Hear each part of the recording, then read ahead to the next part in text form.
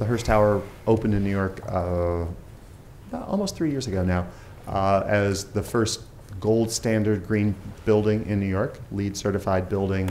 And if you go to the website, you can see a long history because the company's very proud of having a green building. It's also a great place to work in the tower. And if you'll notice, it's sort of a traditional building that they blew the guts out of and built a brand new one inside. To a certain extent, I think that's sort of a metaphor for Hearst as a company, as the traditional media is rebuilding a much more modern structure within. So I'm Chuck Cordray. I run the Hearst Magazine's digital media group here, which is also only about 2 years old. Historically, everything for Hearst had been run by iVillage, and so they didn't even plan for us in the tower, but found little places to tuck us in. Now we have our own floor, and give us another year, a second floor. But welcome to the Hearst Tower. It's a fun place, and we hope you enjoy our brief evening. And with that, we'll kick off. All right. Hey guys, I'm Matt Newberg. You guys probably all know about the Interactive Media Group. This is a brand new club, and it's really exceeded my wildest expectations of the response we would get at Penn. Basically, if you don't know what it is, if you guys don't know what it is, we're basically trying to be a hub for everything that is interactive media, Web 2.0, tech entrepreneurship, and we really want to make Penn a place that's basically synonymous with, somewhat synonymous, not just with finance, but with Web 2.0 and stuff like that. But what is Web 2.0? And that's a whole nother topic for discussion. Some of you probably have some idea. I have no idea what it is. It's some marketing term that was probably made up by some guy. And it was just added as the millionth term in the dictionary, apparently, which it's not even a word, really.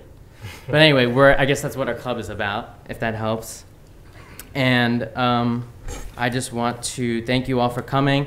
And I want to thank all of the panelists for coming and taking the time out of their really busy schedules to speak with all these students. And I'd like to thank the Diamond Group for sponsoring it, and as well as the Hearst Corporation.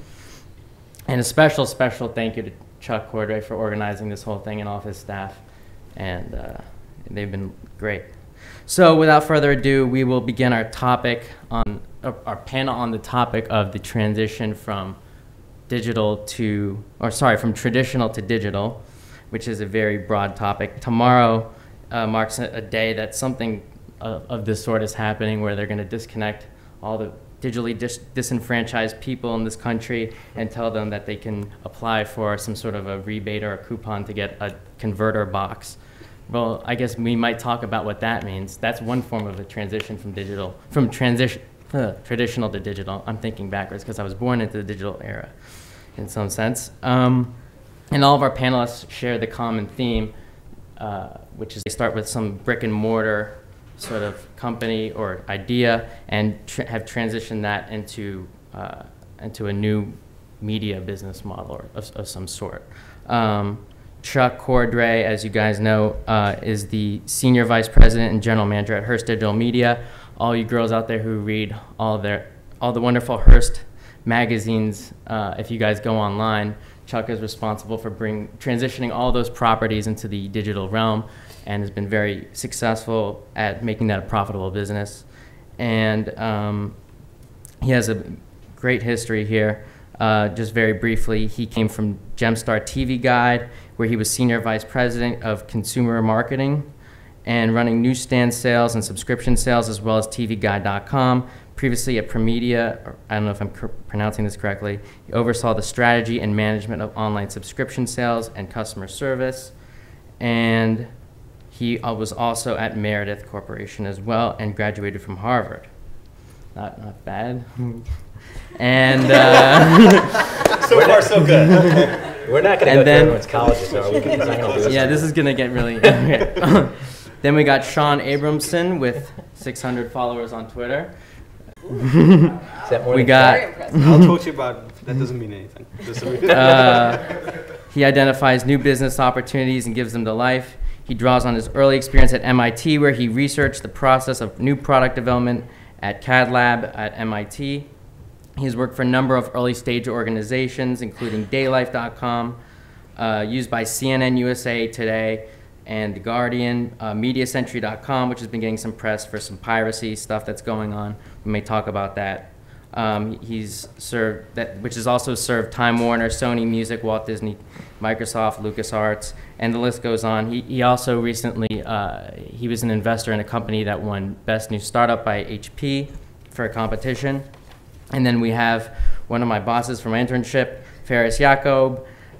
He has worked in management consulting and advertising as a strategist for 9 years.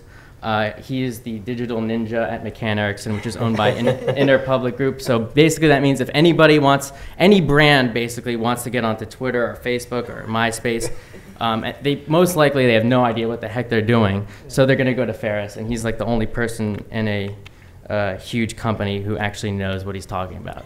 So that's a really big job.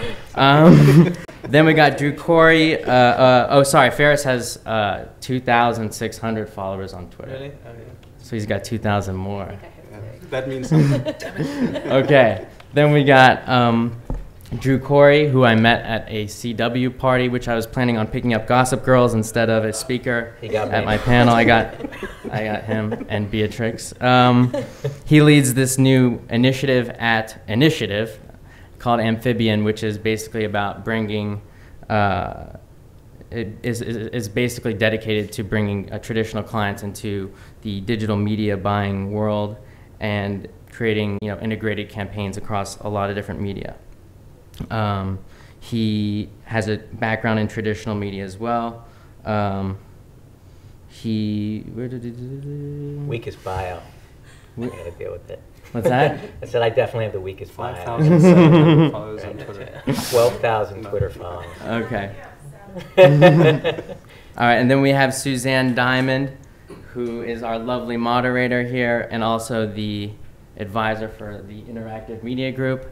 When she's not busy putting up with annoying students like myself or other pestering students for Marketing 394, which is the Interactive Media marketing class at Wharton, which was very interesting. She is doing consulting for the Diamond Group. And so basically she's a trend analyst for media and entertainment, and she studies how consumers adopt to new technology. That's what you told me to say, so I'm going to say it. Okay, without further ado. I have 5 followers on Twitter. And she has 5 followers on Twitter. Okay, what does that all mean? So without further ado, I'm going to turn over the panel. At this point, it could go from any topic, but I think we're going to stick with it. Thanks, guys.